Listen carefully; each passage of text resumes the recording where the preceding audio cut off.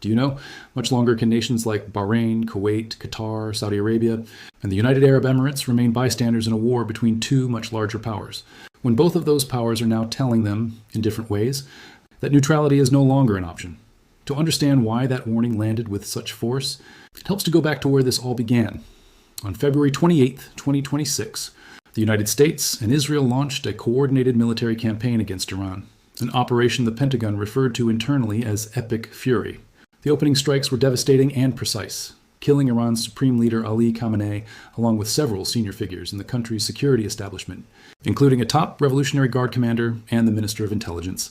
The stated justification was that Iran was approaching the threshold of building a nuclear weapon. That claim would later be publicly disputed by both American intelligence agencies and the International Atomic Energy Agency, the United Nations' own nuclear watchdog, neither of which found evidence supporting an imminent weapons breakout. But by the time those assessments circulated, the war was already underway, and Iran had begun retaliating on a scale few analysts had predicted, firing missiles and drones not just at Israel, but across the wider Gulf region. The retaliation exposed something that had been true for decades, but rarely tested this directly.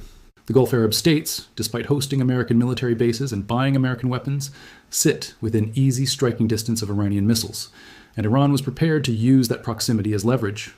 Within days, the Strait of Hormuz, the narrow waterway separating Iran from Oman and the UAE, became the epicenter of a global economic crisis.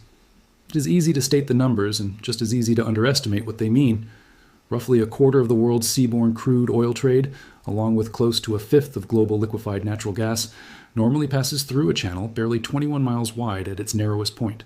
There is no meaningful alternative route with anywhere near that capacity. When Iran began attacking merchant vessels, deploying naval mines, and threatening any ship it deemed hostile, insurers stopped covering transits. Shipping companies rerouted or simply stopped, and within 48 hours of the initial strikes, the strait was, for practical purposes, closed. Over the following weeks, at least one tugboat was sunk, close to 17 merchant vessels were damaged, several were abandoned, 2 were seized outright, and a dozen seafarers lost their lives at sea.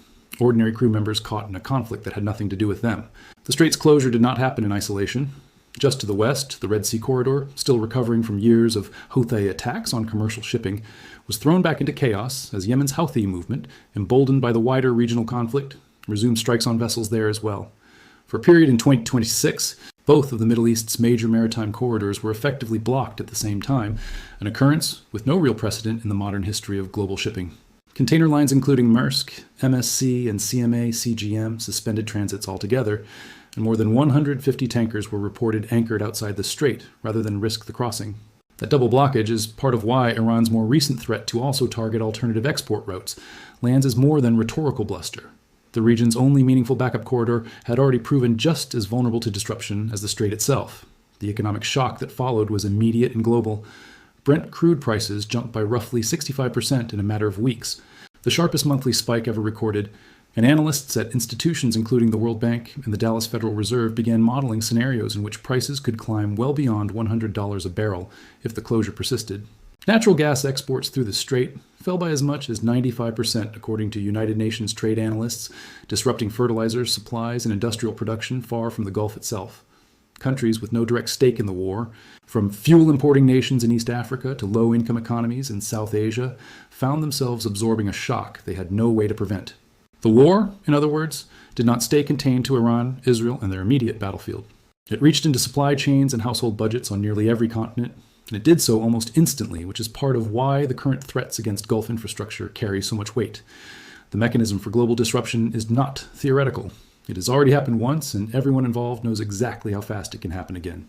Economists at the International Monetary Fund noted that the burden of those early shocks fell hardest not on wealthy oil consumers, but on import-dependent economies across Africa, Asia, and Latin America, where higher fuel and fertilizer costs compounded existing food insecurity and tightened already strained government budgets. Researchers at the United Nations Conference on Trade and Development calculated that in the final week of February, immediately before the war began, close to 38% of global seaborne crude oil trade and nearly a third of the world's traded urea fertilizer passed through Hormuz, figures that made clear just how much of the global economy depended on a passage barely wide enough for 2 large tankers to cross safely.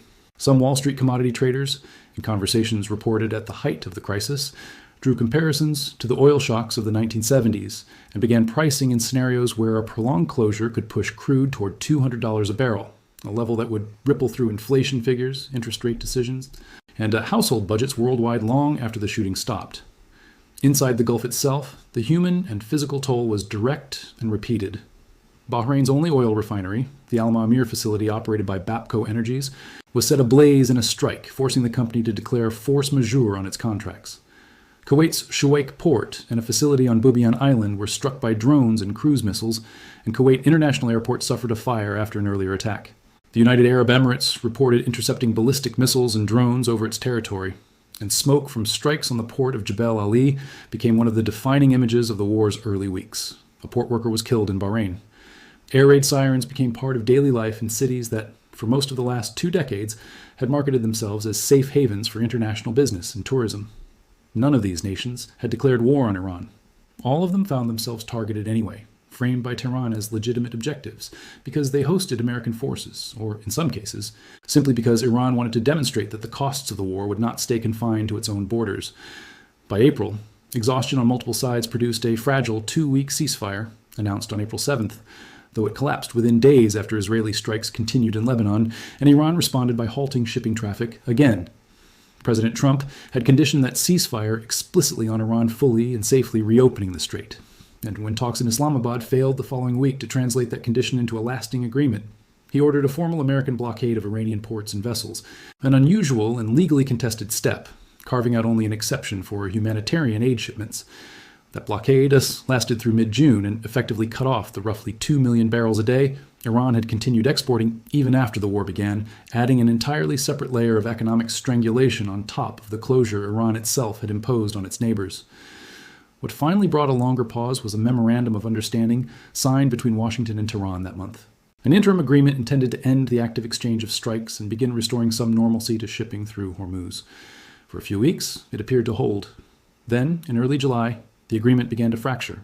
The United States carried out new strikes inside Iran, 3 rounds within a single week, according to reporting at the time, arguing that Iran had violated the terms of the memorandum by keeping the strait effectively closed.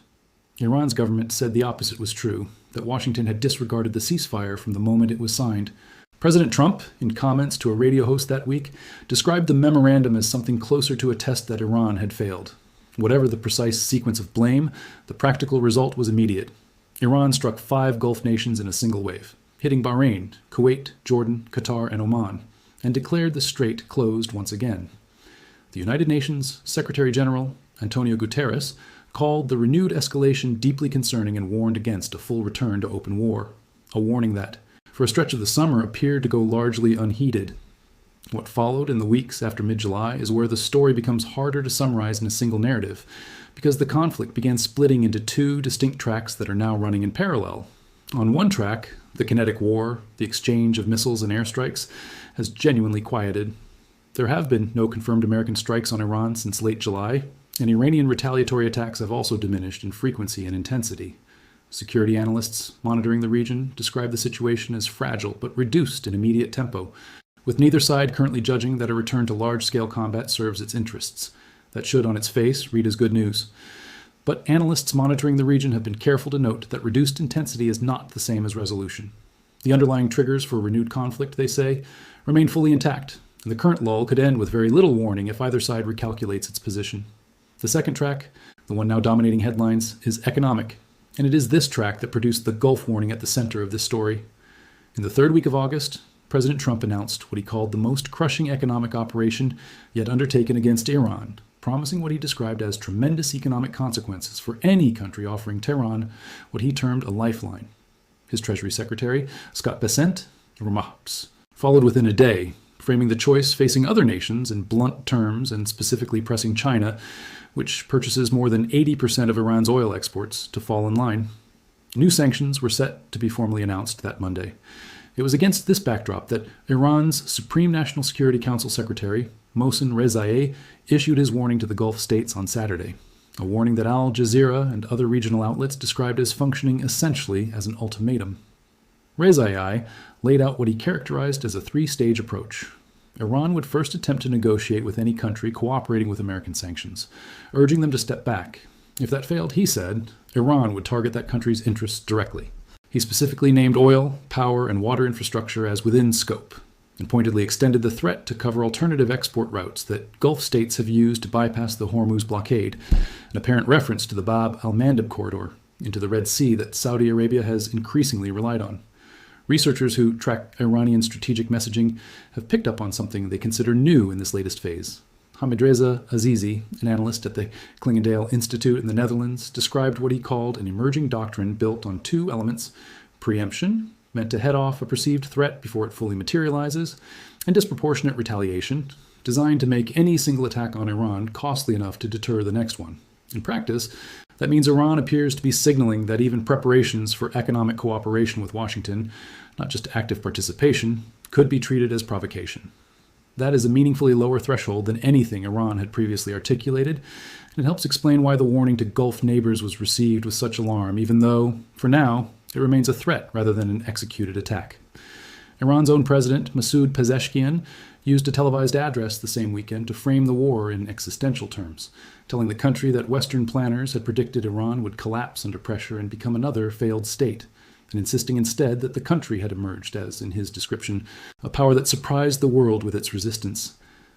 Whether or not that framing reflects conditions on the ground inside Iran, where the economy has been battered by blockade, sanctions, and the loss of senior leadership, it signals something important for the region. Tehran's public posture, at least for now, is defiance rather than accommodation, which makes the prospect of it quietly absorbing a new sanctions campaign without retaliating against someone considerably less likely. The dilemma this creates for Gulf governments is not new, but it has rarely been this acute. These are countries that host the physical infrastructure of American power projection in the region.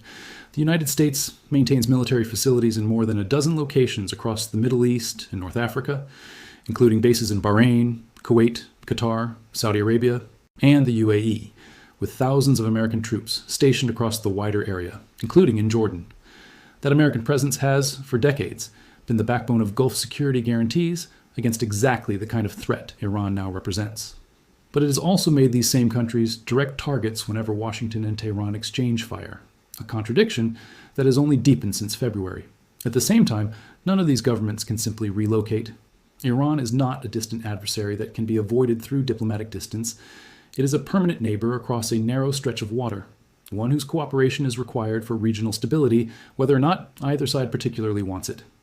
Simon Mabon, a professor of international relations at Lancaster University, has put it plainly: Gulf countries cannot change their geography, and most of them do not actually want to see the collapse of the Iranian state, because the instability that would follow would likely be worse for them than the current standoff. That calculation helps explain some choices that might otherwise look inconsistent. The United Arab Emirates severed diplomatic relations with Tehran within days of the war's outbreak, closing its embassy on March 1st. Yet the UAE had restored formal ties with Iran back in 2022 after years of estrangement, and even now, after accusing Iran of a missile attack and imposing a trade embargo just last week, an accusation Tehran denies, Emirati officials have stopped short of fully aligning with Washington's economic campaign. Saudi Arabia normalized relations with Iran in 2023 in a deal brokered by China, a move widely read at the time as an attempt to insulate the kingdom from exactly this kind of regional flashpoint.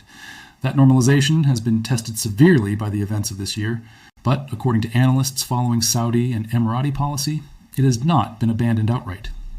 Trita Parsi of the Quincy Institute for Responsible Statecraft, who has tracked the diplomacy closely, has argued that confidence in a negotiated resolution remains low across the region, but that no government, Iranian or Gulf Arab, can currently afford another extended war.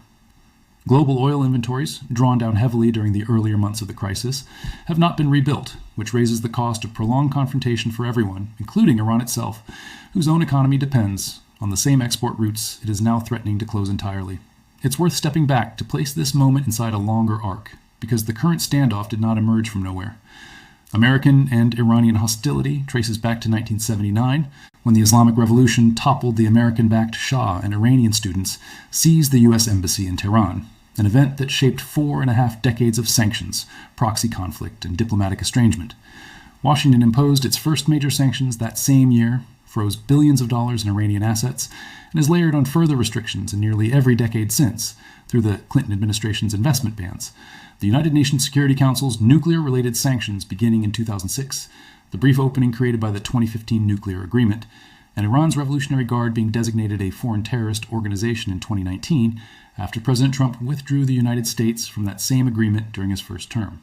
The killing of Revolutionary Guard commander Qasem Soleimani in a 2020 drone strike stands as perhaps the most direct precedent for the assassination-driven opening of this year's war.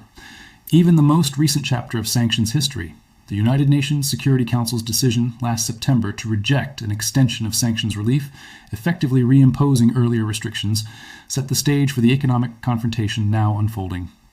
None of this made the events of 2026 inevitable, but it explains why both governments arrived at this moment with decades of accumulated distrust and very little diplomatic capital left to spend on de-escalation. What remains genuinely uncertain, and what separates confirmed fact from informed speculation in this story, is how the next several weeks unfold. It is confirmed that new American sanctions were expected imminently as of this week's reporting. It is confirmed that Iran's Supreme National Security Council has publicly threatened Gulf energy, power, and water infrastructure if regional governments cooperate with those sanctions. It is confirmed that no Gulf state has yet announced formal participation in the sanctions campaign, and that shipping through Hormuz remains drastically reduced from pre-war levels. What is not yet known is whether Iran's warning represents a genuine operational plan or primarily a deterrent signal intended to keep Gulf states neutral without requiring Tehran to actually strike them. A distinction analysts say matters enormously but cannot be resolved from the outside. It is also not known whether China, as the single largest buyer of Iranian oil, will meaningfully curtail those purchases under American pressure, a decision that could either validate Washington's economic strategy or expose its limits. And it remains unclear whether the reduced tempo of direct military strikes reflects a genuine off-ramp from war or simply a pause, while both sides recalibrate for the next phase of pressure.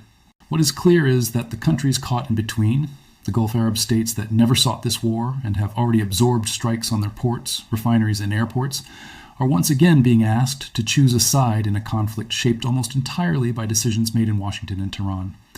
Their economies depend on the same strait Iran has threatened to fully seal off. Their security depends on the same American military presence Iran considers a legitimate target. And their stability depends, more than either Washington or Tehran may fully credit, on a relationship with Iran that predates this war and will very likely outlast it, regardless of how the current standoff resolves. There is a version of the next month in which none of this escalates further. Sanctions are announced, Gulf governments quietly decline to formally join the campaign, Iran's warnings stay warnings, and the fragile, undeclared calm in the Strait of Hormuz holds a little longer while diplomats work in the background for something more durable than a memorandum that has already broken once. There is another version in which a single incident, a tanker seized, a pipeline struck, a Gulf government perceived as tilting too far toward Washington, sets off the kind of rapid escalation the region has already lived through twice this year. Neither outcome can be predicted with confidence from where things stand today, and that uncertainty is itself the story. What 6 months of this war have made unmistakably clear is that in the Gulf, neutrality has stopped being a passive choice. It is something that has to be actively defended, country by country, tanker by tanker, and the nations doing that defending are not the ones who started this war, and are not the ones who will decide how it ends.